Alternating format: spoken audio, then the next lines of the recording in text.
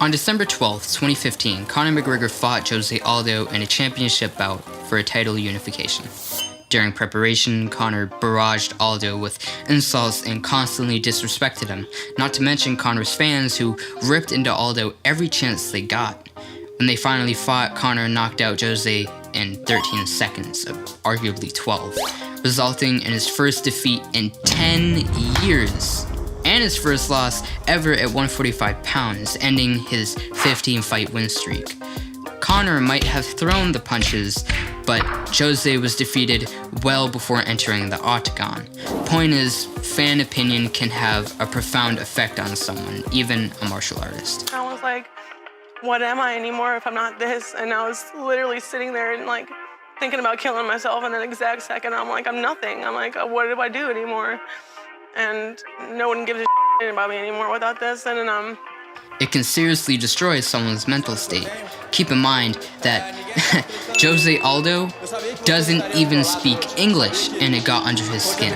And he's not the only one. Eddie Alvarez on paper should have been a much more difficult obstacle for Conor, but because of McGregor's fans, Alvarez crumbled and abandoned his training to try to knock Conor out instead. The fans pressured Eddie to the point of making a veteran of the sport lose his cool and act irrationally. Don't get me wrong, Conor McGregor is definitely talented. There is no doubt in my mind that he has skill. But you can't ignore that his fans definitely make his fights significantly easier by mentally poisoning his opponents well beforehand. Switching gears, the internet has a similar effect.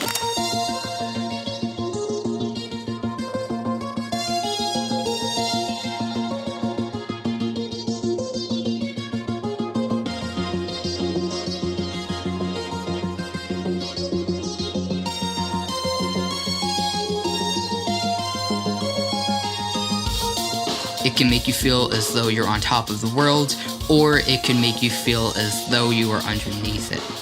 One significant source of this power comes from YouTube's commentary channels. Sometimes these channels can do a lot of good, but sometimes not so much. Recently, it's been the latter, unfortunately, with a series of videos being made to pressure other creators to apologize for accusing someone of being something that they weren't.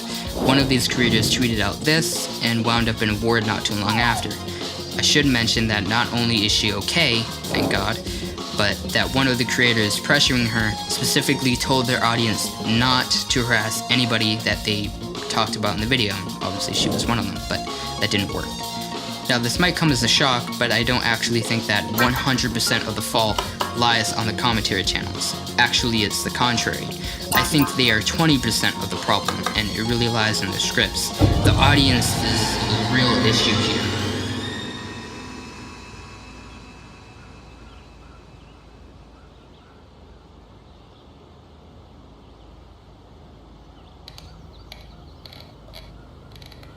This guy called Coffee Break made a great video breaking down public shaming in today's age and how it can go too far.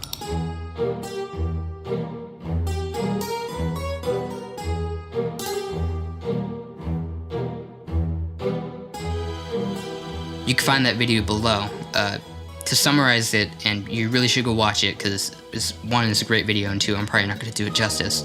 But to summarize it, basically today, when people publicly shame someone, no one is keeping count. No one speaks for all of us. No one decides how much is too much, and no one decides when we're done. Your shame can go on for years.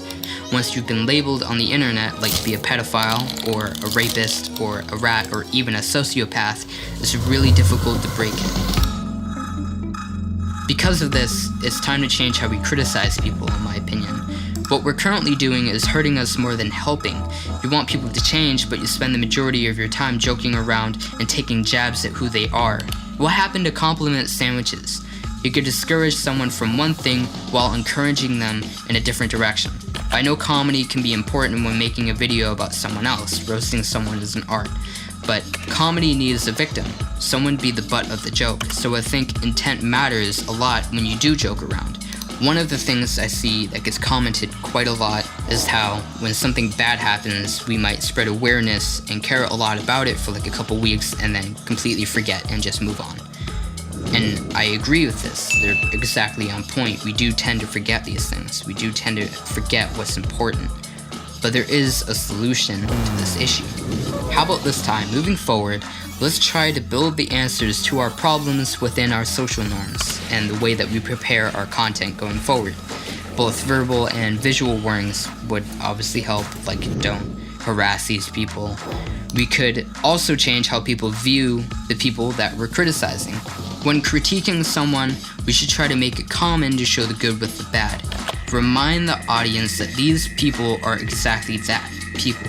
I think burying the solution within the work will help a lot, so that even if we forget about the drama in the past, we can prevent more of it in the future. I mean, have you ever stopped to think why bad guys in kids' cartoons are so one-dimensional? Because kids are so easily influenced by what they see on screen that directors know they can get away with it.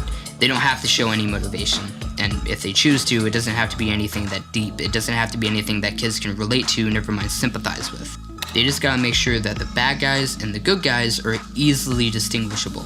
But when handling real people, we should do more than what we are right now. Also, point the person you're critiquing in the right direction. Don't just roast them for 20 minutes and then just dip, because they're not gonna pay attention to anything that you said, just your insults.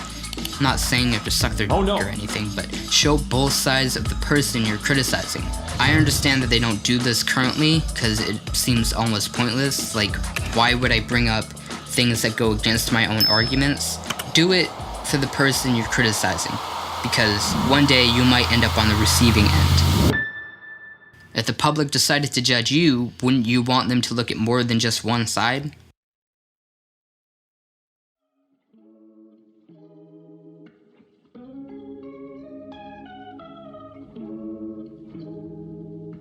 So here's a quick recap of everything that we just talked about. We should change our social norms by including ways to not only discourage harassment, but to be able to comfortably show the good side of people when critiquing them for the stupid things that they do.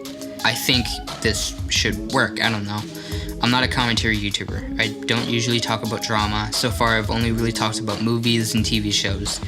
Finally, go send some love to Hyojin, or Hyojin. I've heard it said a lot of different ways, I don't know. I've read somewhere online that what she said was actually a reference to Rocket Man or some shit like that.